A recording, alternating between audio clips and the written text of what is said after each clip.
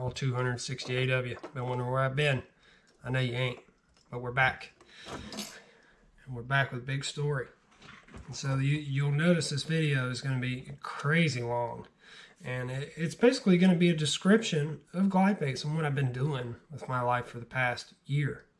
I know you've seen a lot of tournaments. You've seen me fishing this thing a lot, catching a lot of fish in tournaments with that. You've seen me just out fun fishing, catching fish and whatnot. But, I mean, you might have seen a little bit of some of these guys or some of this. But we haven't really, I mean, we've put it out there to local people, but we had like a little video on YouTube where we kind of talked about it.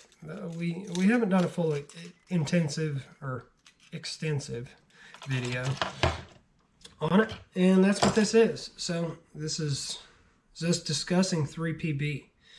This is a video, or this is a company. It will be. Right now it's just a thought. We haven't really formally done the paperwork or anything like that yet.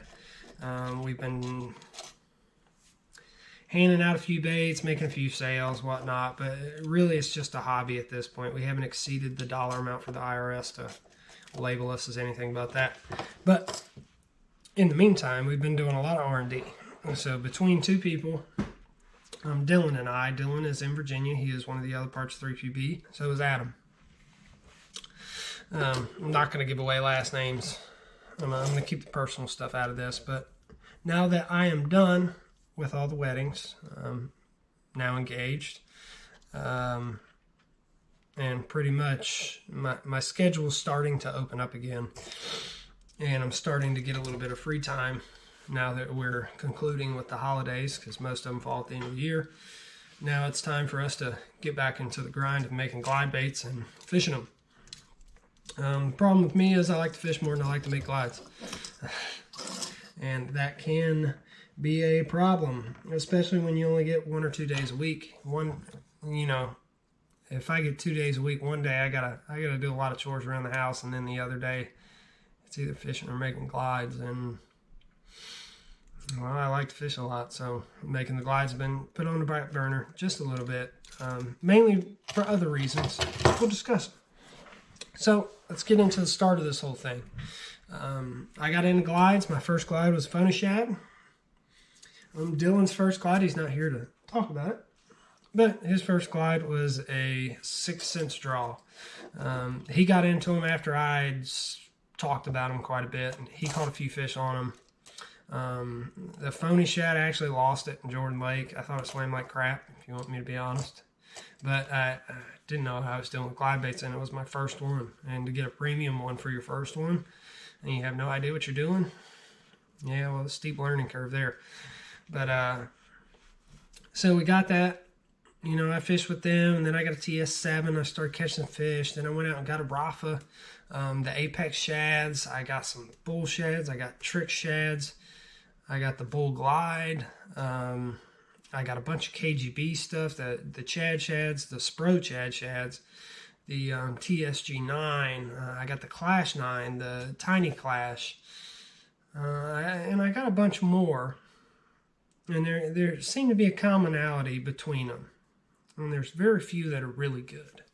And when I say really good, I just mean that can do a lot of things. So some of them are only really good at being fish slow.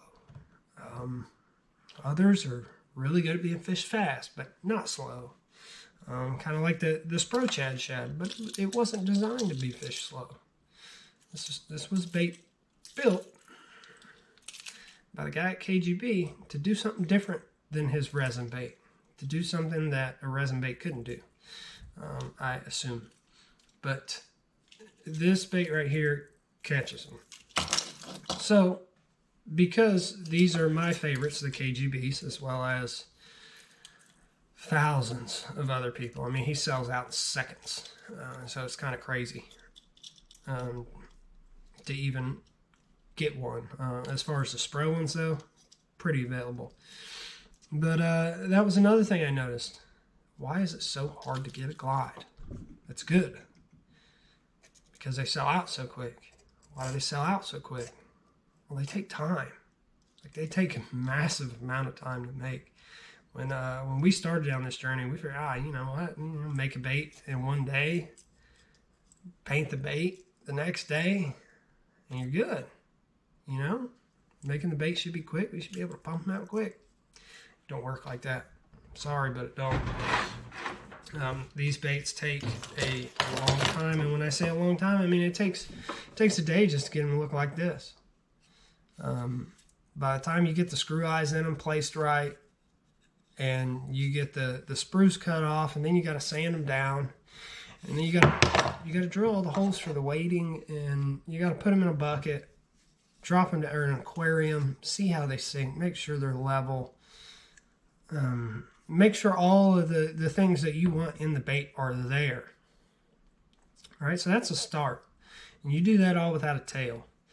And then you take it to the pond and you swim it. Well, without a tail, it ain't gonna swim right. So then you gotta put a tail in it. But then after you put the tail in it, you go out and you swim it. Swims good. All right, you think you're done? No, it's gotta be painted. Or if you like blanks, like me, I like blanks because they're a lot easier to make and test than a painted version. If you like blanks, well, that's the end of it. So not a very extensive process. You know, we're talking 2 days maybe for me to pour bait, weight the bait that following day, and at the end of waiting, I can do the tail, and I can go swim it and have it tuned in a few minutes. So it's not too terribly bad. There's a pond right at the front. It's dirty as crap, but it's a good enough place for me to box up a bunch of baits, walk over there, swim them all, and not have to take that much time out of my day. So I'm lucky in that sense. I don't have a swim tank like Buka does.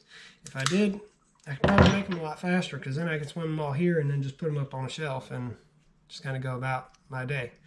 But it's an entire process for me to have to go swim them. So let's go over that. So we've gotten to the point where we made the bait, we swam it. Well, now you got to paint it. So for a painted finished bait for a customer, by the time we paint the bait, that'll take a day. And when I say a day, I just mean that it's going to take a portion of that day, because we do them in batches.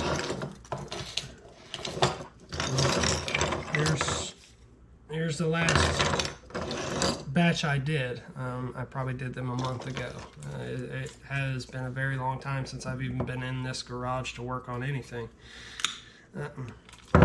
But it's a very extensive process, and after you paint them for that day, then you got to clear them. Then you got to wait 24 hours for that to harden, and then you think you're good to go, right?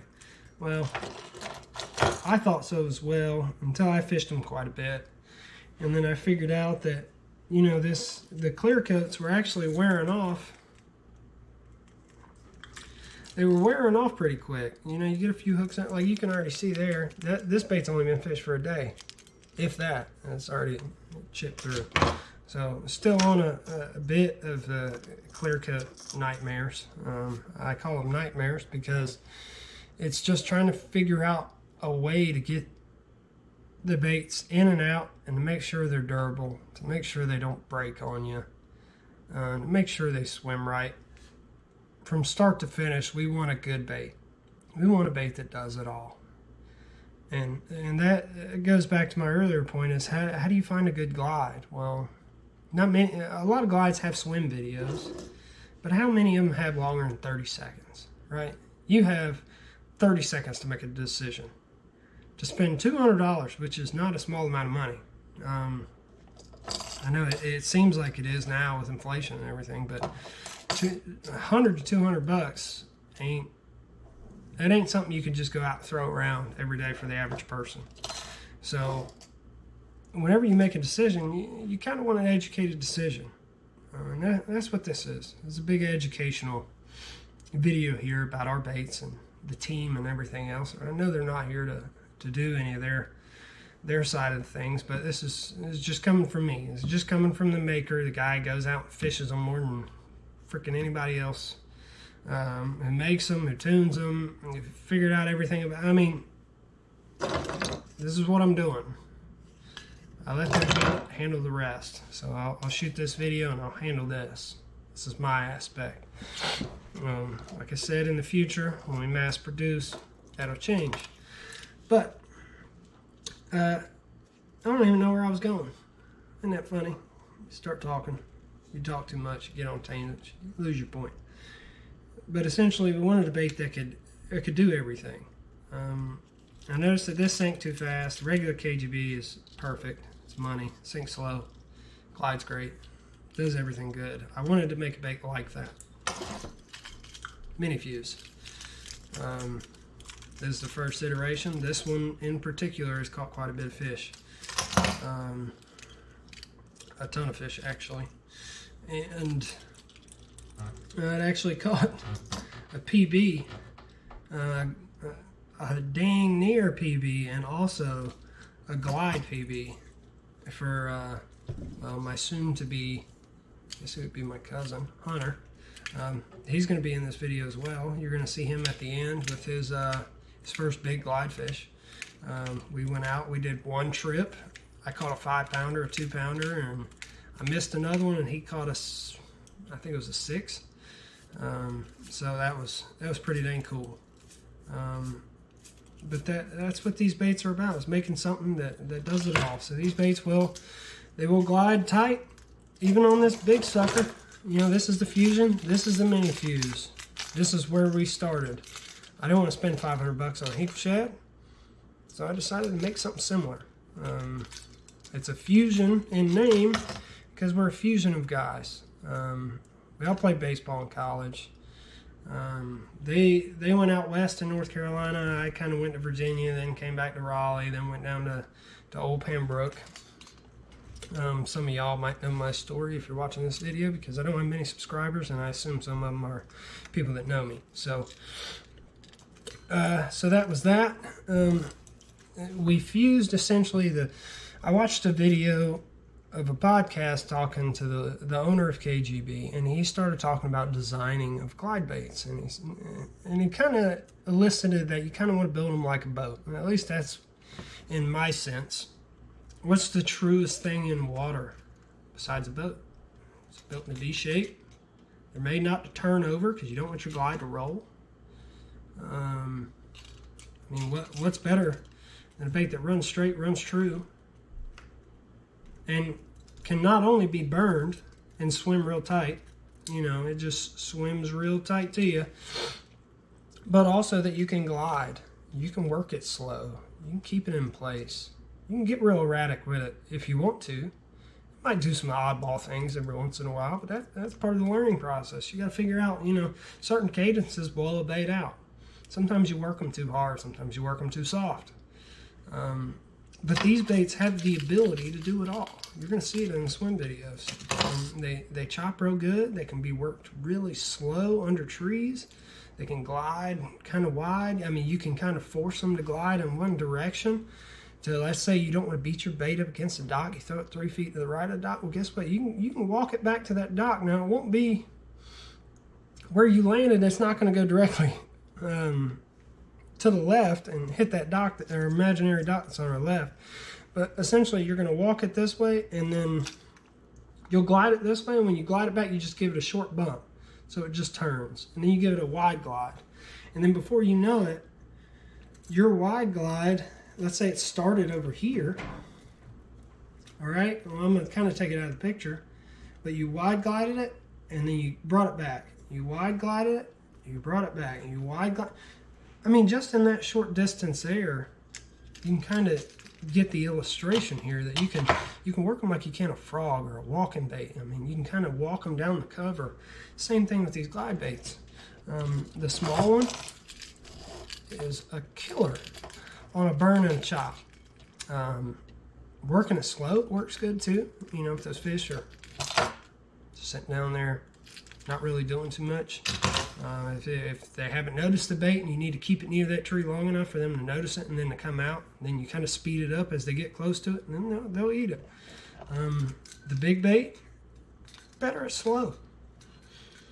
Seems a common thing. The bigger the bait is, the slower it's going to work. And there's that kind of fine. There's a fine line of, I think, too big and And I think we're on the verge of it here. I think a 9 to 10 inch bait, with it being this tall, I mean, this is a monstrous bait. I mean, if you look at it, I mean, even a TSG 9, a smaller, or it's kind of close in size, but I mean, you don't see people getting 20, 30 bites a day on those baits. They're not made for that. They're made to go out and catch a PB, and they're made to be fished slow, you know, real methodical, round cover. You want that big fish to have a big meal up there and come up and eat it. And sometimes you need a bigger presence to get those fish. And don't let the size fool you. I'll post some pictures in this video of fish I caught on Gaston Lake. If you don't know where I'm at, it's the Raleigh area, and I pretty much hit everything from Jordan Lake up to Roanoke Rapids, Gaston Car area. Everything from here to there is about what I fish. But this big sucker here, I fished a tournament in, I think it was November. And in practice, I caught 4 fish by 9 o'clock. So I went to the ramp, put it on a trailer, fished a tournament. I didn't film this tournament because I was too busy wanting to just focus on these. I wanted to focus on these, and I wanted to fish them hard for 3 days in a row, learn everything I could about them, put everything I've learned this entire year into one tournament. So we go to a place that doesn't have gigantic fish, right? There ain't many 8 to 10 pounders out there. There ain't many 7 pounders. I mean, 5 to 6 is big fish at Gaston. Most of your winning bags are going to be around 20 pounds, and that's winning. You're winning the tournament with 20 pounds. You don't see much higher than that. If it is, it's like 22, and maybe every once in a while 24 if they get on a big school of giant spots. But most of the time you're seeing anywhere from 17 to 20 pounds win tournaments out there for the big bags. So fishing a bait that's that size on a lake that doesn't put out gigantic fish, you know, it kind of showed me a lot, because I fished the mini fuse and I fished the fusion, and between the two, I got all my bites on the fusion. Don't know why, but something that big drew a bite when the little one couldn't. My dad fished the little one in a different part of the lake, and he caught, I think he said he caught 20 fish on it, but they were all dinks. I mean, they were all little bitty ones. So, I mean, you think 10-inch fish eating this 7-inch glide bait. I don't know why, but it seemed like to get the bigger fish, you had to throw in exponentially bigger bait. So we threw the bigger bait. We did okay. We got 4th place, I think, and we lost a 3 to 4 pounder at the end of the day. That would have not only placed us 3rd at the Angler of the Year rankings, but would have also won Big Fish of the Tournament Day 2 and put us in, I believe, 3rd place for the tournament.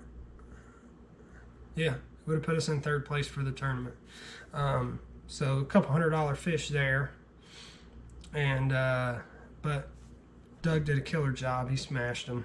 There were some team tournaments that smashed them up there that day. I don't know how they did it, but I think they caught 20 pounds.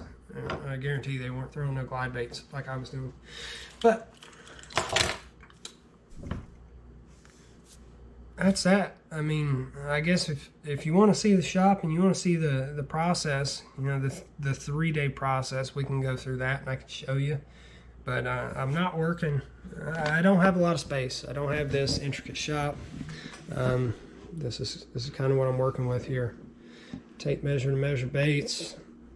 The baits themselves, the weights and everything up there, the paints. Here's my little makeshift paint booth here. I mean, that's the gist of it. So pretty much, oh, well, would you looky there.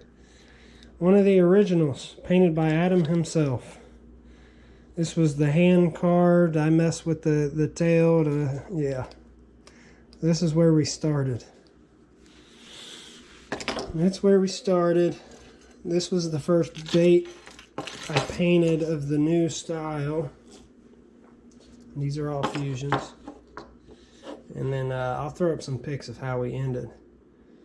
I mean, I think there's a few changes we could have made to this and it would have been beautiful. I mean, really beautiful. But it's part of learning. You know, we go from this, you know, so it kind of looks janky. I mean, you can see here, it doesn't really look too great. To something like that, to that. I mean, we're getting better. I don't have any of my intricate paint jobs because all my intricate ones go out the door. Yeah, I mean, there's a few people out there rocking a couple 3PV baits. No labels on them, no names on them, no nothing. So that's the deal. That's the glide baits. You've seen the shot. You've heard the story. A fusion of 3 guys, hence the name. Fusion. This is where we started. This is where we ended. And this is an absolute fish catcher. If you don't believe it, well, just watch the video. Just keep watching. I know if you didn't like Talking Head, you're probably not here now. But it's something special. It really is. When you come up with an idea in your head, and then you carve it, and you get everything into place, and then you get a 3D printed copy, and then you go out and you make the bait, and then you go fish it, and all the time and effort. I mean, this is a year of my life sitting right here on this table, and I got 2 of the best guys I could ever want to be in business with. And I mean, they're kind of along for the ride, and they're just happy to fish these things. I know they definitely helped out with the money on the front end, and they've helped out with a lot of things, testing the baits, making them work, giving ideas, paint jobs, the social media aspect. I mean, you name it. They've done leaps and bounds above what I could have ever asked for out of anybody. And the fact that they're doing that, and all I got to make these baits is, I mean, it's a dream come true for me. To be able to make something like this that works so good with the input of 3 different people, from design to finish baits. Adam actually painted this one. This was the first time he'd ever airbrushed anything, and it actually turned out pretty damn good. With a few minor tweaks, it'd be really good. It's time to watch some swim videos. This one's called the Mini Fuse. Here's a direct comparison to a Spro Chad Shad. I know that's everybody's favorite, or just a Chad Shad in general. Very similar in size. And then this would be called the Fusion. There's an 8-inch. That's an 8-inch bull shad glide, and this one's roughly I would say close to 9 inches. It's supposed to be a big fish bait. I've had 1 or 2 hits on the prototype. This is actually the final model. I got the swim and everything right on it. Today we're out testing the Mini. You can see the size difference in those two, but this would be like more of your tournament glide. This is your PB. Let's see the action of this little Mini Fuse. I had 1 hit on it. Actually, the other bait, the one that doesn't work too well, I had a hit on it out deeper, just working it slow. And I could probably get that one to work slow. It just won't burn. And if it's not going to burn, then there's no point in me putting more time and effort into it. I've tried everything I can to get it to work right, but as you can see here, this bait turns on itself. You can work it really slow right by a tree. That's a bit of a bad cast, but I can work it really slow. This water's pretty muddy.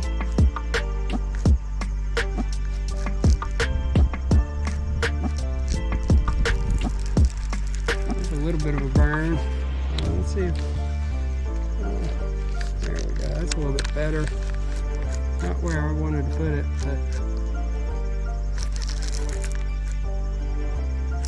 but that's essentially what you want to do with this thing. Some people ask me, how do you catch fish on glide baits? because I've been throwing them all year and I seem to have a little bit of a knack for them. I'm not going to say I'm an expert, but with the little ones, it's all about mixing up cadences, and then essentially it's just a walking topwater that you can fish at all depths. So all I'm going to do is take this thing and I would work it like that by that tree, you know, kind of slow, giving it little sharp erratic pops, see if I can draw a strike. And then if they don't bite it, or let's say they're a little bit more not aggressive, I guess less aggressive, then I would burn it past and then do some twitches like that, burn it, and then just try to twitch it after that. Because what will happen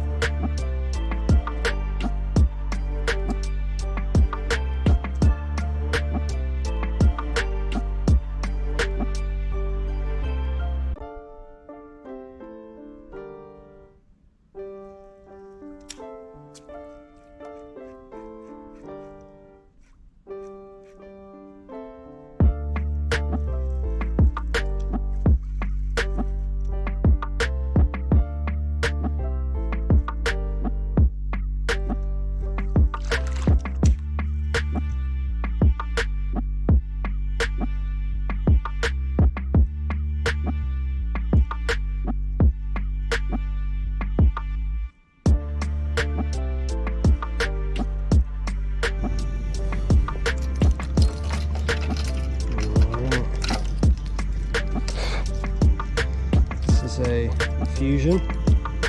This is one I painted up.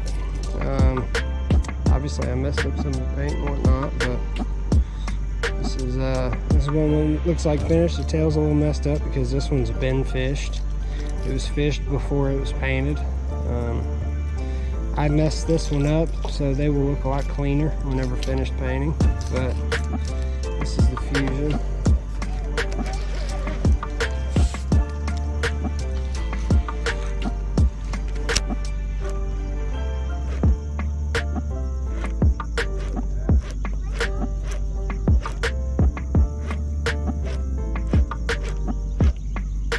To see because it's painted with a black back, but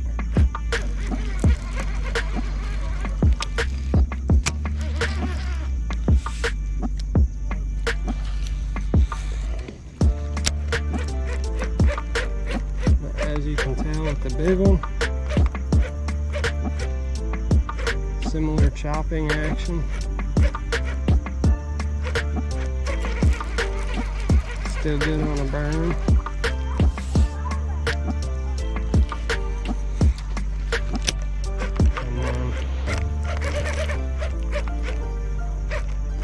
Prefer to work things a little bit faster, but again, slow sinker. Chop back and forth. Let's go. That's a big lure. Yeah. I don't think there's fish in here big enough for that, are there? I don't know. I'm just out here doing swim videos. I actually make these. Ah, okay. Yeah.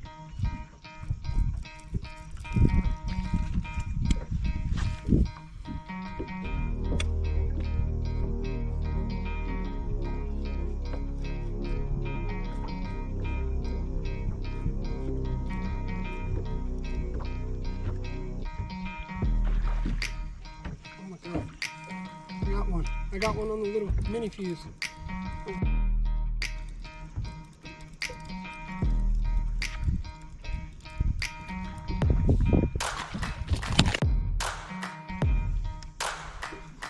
Mini fuse first fish, baby. Oh shit, that's a 4 or 5 pounder.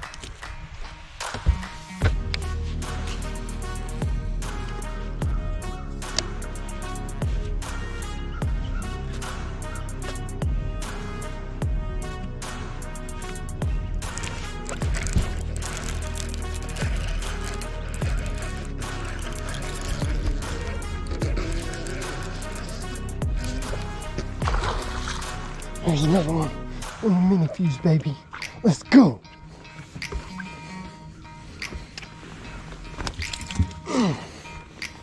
Yeah, baby. Let's go.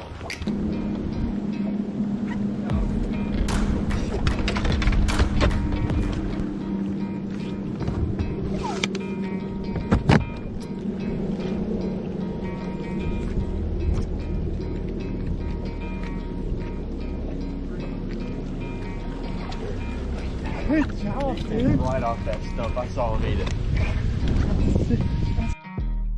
Good one right there.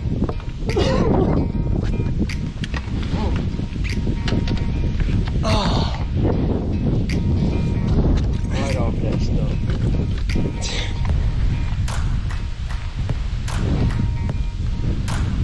Need some pliers.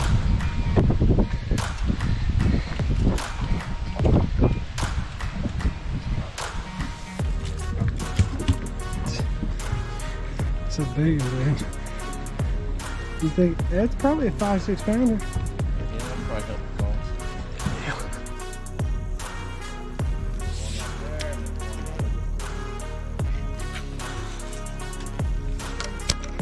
You got one? Yeah, you got one.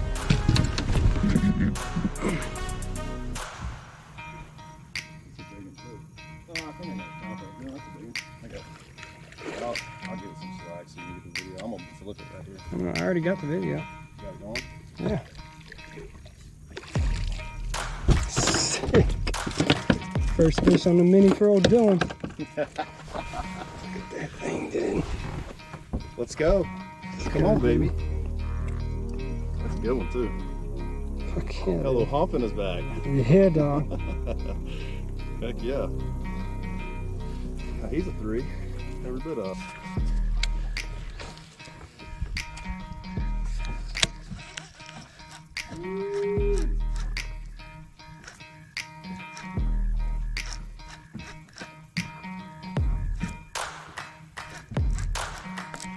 There's one. There's one. No. Big one.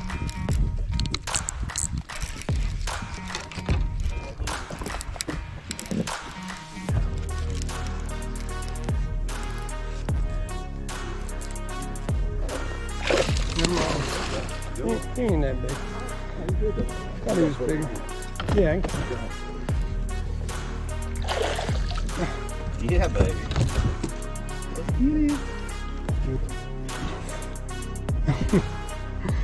Look at that crap, dude. 2 hooks. One in the mouth, one on the head. They ain't coming off. Dang.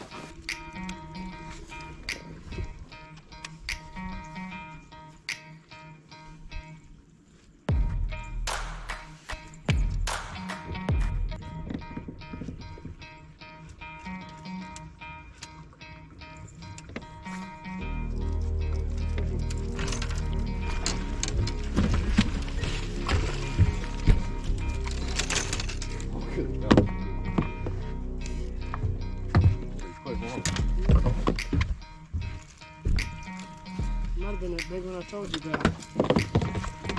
Mini fuse, baby. That's a good one.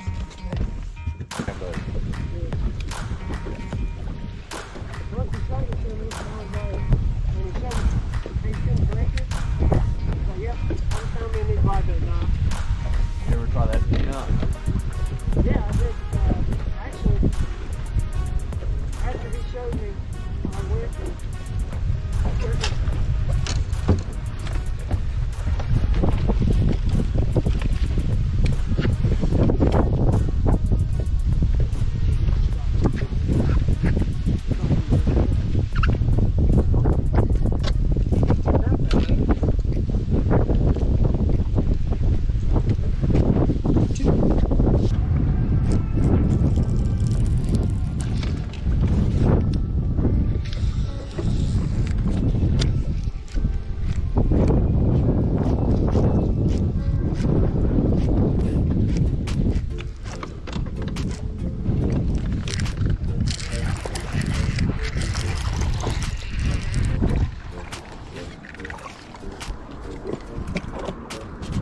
another 4-pounder. Crushed it. Crushed it. Another good one. Another 4-pounder came right off that tree. Sweet. Let's get a piece on this one.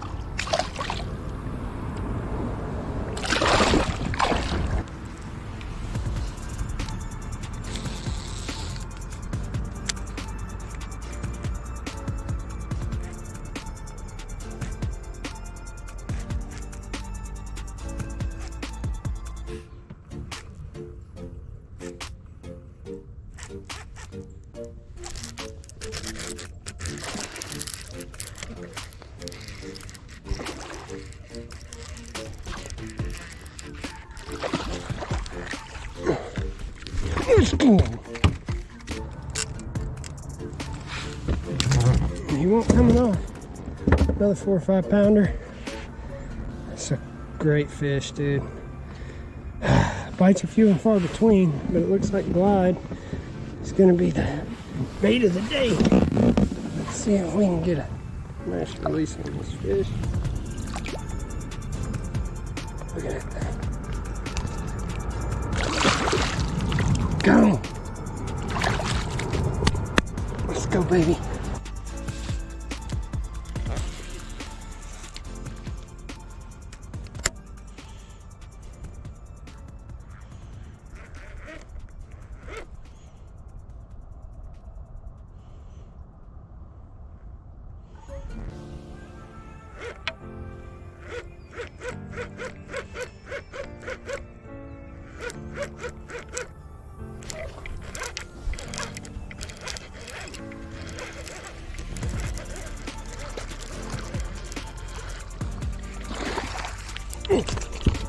Look at that first fish, baby.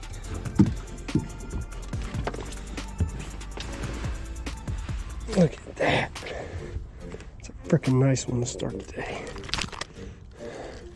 On the big old Fusion. It's like a 4.5. It's a good fish. We just ran up on him. Ran up on him and he swiped at it.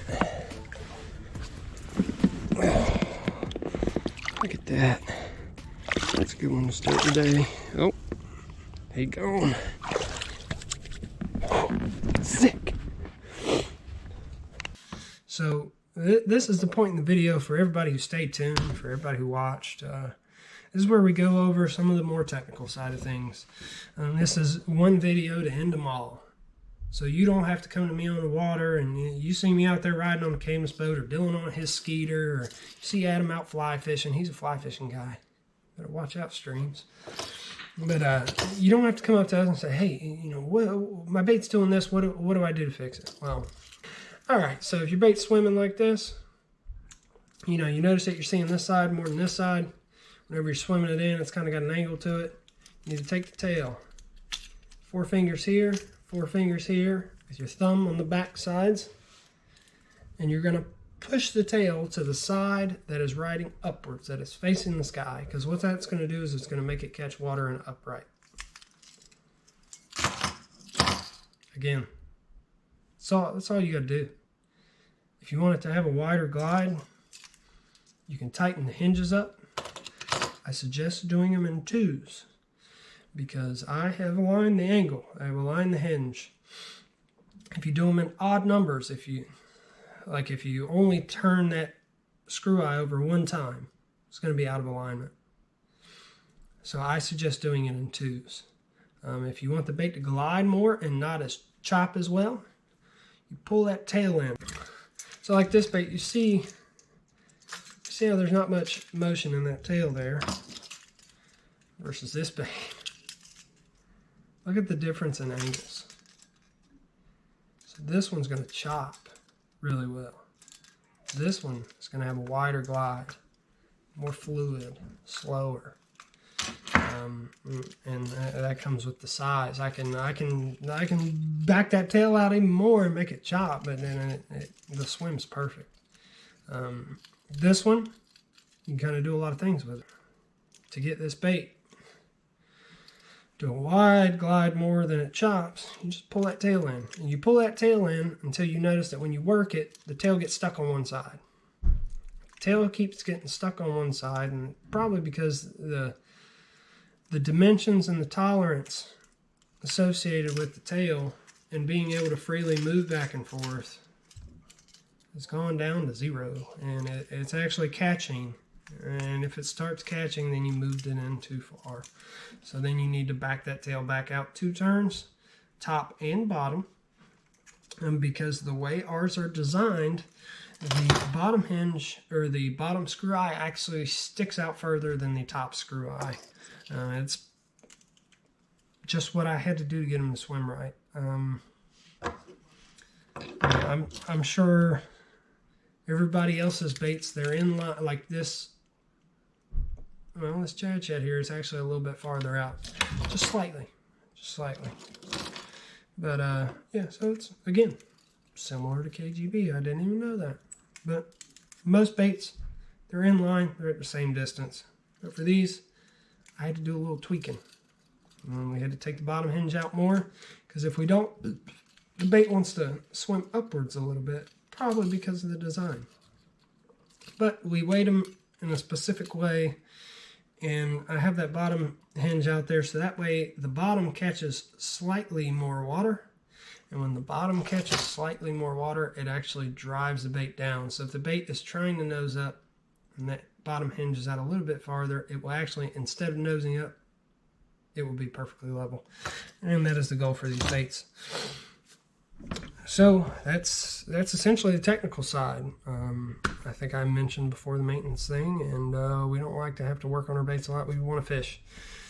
We want to fish. We don't want to mess with baits. So that's it. Fusion. Mini Fuse. They're coming soon. We're going to do a drop at the end of January. We originally planned to drop at the end of December, or early January, but I got so tied up getting engaged. Dylan's got some stuff going on. Adam's got a baby. And it's a busy season with the holidays. So thank you guys for sitting there and waiting and being willing to wait for these things, especially now because it's not really fishing time. I'm still fishing once every couple weeks, if not once every week. Luckily, I got some extra days off. So I got to fish yesterday, and today I'm doing this, and I'm going through 6 months of glide video to give you what we have here. And what we have here is a bunch of swim videos. I talked about before how it's really hard to make a decision on a 30-second snippet. Are you really going to, if we get down to the grand scheme of things, are you really going to put half a car payment into a 30-second decision? I don't think that's a very just and sound thing to do. Once you find something that you like, then it's not a gamble. But I wanted to make sure that we had an ample amount of film, an ample amount of fish. We got over these things. There's been like 5 guys fishing these things, right? And 2 to 3 of us have been fishing them extensively. Like every time we go out, this is the main thing on the deck, if not the only thing on the deck. And it's been that way for a long time, or I say a long time, but for 6 months. There's been 3 guys that have been dedicated to fishing these things, and really the mini fuse didn't come out until the end of August. And this bait alone has got, I think, 4 to 5 fish over 5 pounds, or over 4 pounds on it right now. So I mean, this one alone has hammered them. I mean, every bait up here, 5-pounder in Carr Lake before I broke the tail. I broke it at Gaston in that tournament we discussed. The Chesden fish, pretty sure came on this one. If not, it came on one out of this same batch that was with it. Dylan's fish came on the mini fuse. And it's quality fish. I mean, we're not catching dinks. We're catching good quality fish, and I wanted to make sure that we had a bait that would catch them. And a lot of my hesitancy to putting these things out was, this is where we started. And if you can't catch fish where you started, I mean, I know there's this thing with progressing forward, but if you progress forward, but you never get your original right, and it didn't sit right with me. I mean, we started out here, and in one day I had a 1/8 and a 4-pounder hit it, and the hooks were too small. I lost them. So that was the original fusion. And then we made this thing, and I didn't get a bite on it for a long time. And so it honestly, it affected the way that I went about promoting these things, because if you don't get any fish catches on something, how can you ever expect people to buy one or to fish with them, or for you to have, if you don't have confidence in what you make, then what are you doing? So I put some time into it, and we caught 2-pounders on it and Gaston, and then I caught a 5 on it at Falls. Gaston really opened my eyes to a lot of things. Sometimes it's not about the size of the bait, it's just about how you work it. It's just about the timing. Are they on a glide bite? Are they on a bigger bait bite? Are they chasing small bait fish? So that's what we came to. Got the fusion, we got the mini fuse. And honestly, we got a tiny fuse coming. My dad is, he ain't old, but he's, let's see, he's in his 50s. He can't throw no 6-ounce bait all day. Well, at least not if he wants to go to work the next day. I mean, he's going to be hurting. Even this thing. I mean, he was throwing this 2.5 ounce bait on a jig rod. Now, he was sore at the end of the day. So he wanted a tiny one, a 5-inch. That's next, if you guys didn't know. 9-inch, 7-inch. We've got a 5-inch coming. And this first drop is coming at the end of January. It's going to be fusions and mini fuses, mainly mini fuses. There's not many people in North Carolina that throw something this big, for one. And for two, you gotta have the right equipment to throw a 6-ounce bait. And so I'm not gonna put as much emphasis on selling the fusion. Unless people want them. If you want them, I'll sell them to you. But I think this is going to be a lot easier for people to bite on. If you're a conventional guy and you're afraid to get into swim bait fishing, when we come out with the tiny fuse, I'm going to suggest you go look at it. It's just like the mini bull shad, except it's a small glide. The smaller the glides get, the harder they are to make work right. So it's going to be a lot of time before that comes out. It might be middle of next year, into next year. So we got a lot of stuff coming. There will be fusions, weighted exactly like this one is. There'll be fusions, mini fuses, into January. So they're not going to be overly priced. Painted, they're going to be slightly more than the early adopters. I guess the early adopters discount. If you bought them from us before the drop, thank you for your support. You kind of funded a lot of this stuff. We needed a little bit of startup capital. Needed to get fish catches, film, the bait's done, the mold's done, everything correct. Everything's done now. With the mini fuse and the fusion, everything is done. There's nothing else we can do to them as of right now to make a drastic change in what they're doing. Thanks for tuning in to all this. I don't know what else to say. Kind of talked out. We discussed the baits. We discussed the process of making them. We discussed how to tune them. We discussed the start where we're to now. Now you guys get to watch all the swim videos and all the work that we've been putting in. You get to see it come to fruition in this one video. And part of this is to answer a lot of questions for people. I guess the last thing we can go over is the real schematics on the glide. 2-aught ST41s. Owners. Owner Hyperwire size 3s. Split rings are the same on both. These are ST56 size 2s. So you got a 3X hook on the small one and a 2X hook on the big one. And just in talking down here, I mean, you can see the hooks are so sharp. I mean, you pick the baits up and dangle them around a little bit and you start bleeding. So they're sticky.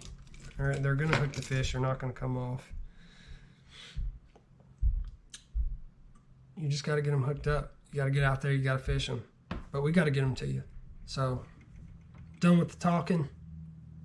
Let's get to the swim videos. Let's get to some fish catches. Sorry this was so long and drawn out. I really hope y'all enjoyed it. I hope y'all pick up some baits. I'm not sure how many we're going to have. I'm going to work my tail off to get as many out as I can. I'm not going to promise some crazy number of baits that are going to come out. All I know is that there's going to be a number of baits that do come out at the end of January. And they're going to be the best baits we put out yet. 3PB. End of January. Drop. Fusion. Mini fuse. I know it's not painted. I know it's ugly. It catches your snot out of them. And this paint job ain't the best. This one's been fished. Not the best paint job, not the best clear coat. But that's what the pictures are there for. That's what the videos are there for. Because you know that what we're putting out isn't exactly this. It's better.